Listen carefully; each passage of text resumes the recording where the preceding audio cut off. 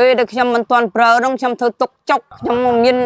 ជំងឺកម្រងនោមនោះពិបាកណាស់ចេះតែនោមញឹកឲ្យឈឺចាប់ខ្ញុំដេកយំបាត់នោមក៏ចុកបាត់ជើងធំក៏ចុកចុកប៉ាចុកលមួឥឡូវនោះខ្ញុំទៅពេទ្យគេថាខ្ញុំមកលិផ្លោកនោមដល់ខ្ញុំលេបថ្នាំគេនោះទៅវាអត់បាត់ភ័យខ្ញុំដេកយំភ័យខ្លាចខ្លាចលៀងឈាមដល់ខ្ញុំបានថ្នាំរីណូនោះមកបានប្រើនោះទៅថ្នាំនោះបាន4ថ្ងៃទៅបាត់ចុកហើយឥឡូវលែងភ័យហើយបានបាយក៏បានដេកក៏បាន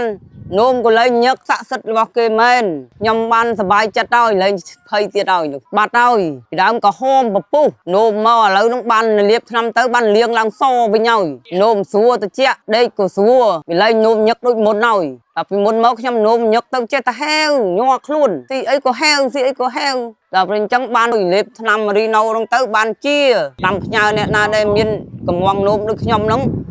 ថ្នាំនឹងទៅមិនខុសបំណងទេជាដូចខ្ញុំដែរថ្នាំបកែស័ក្តិសិទ្ធិណាស់មកពីអាមេរិករីណូនេះល្អលេខ1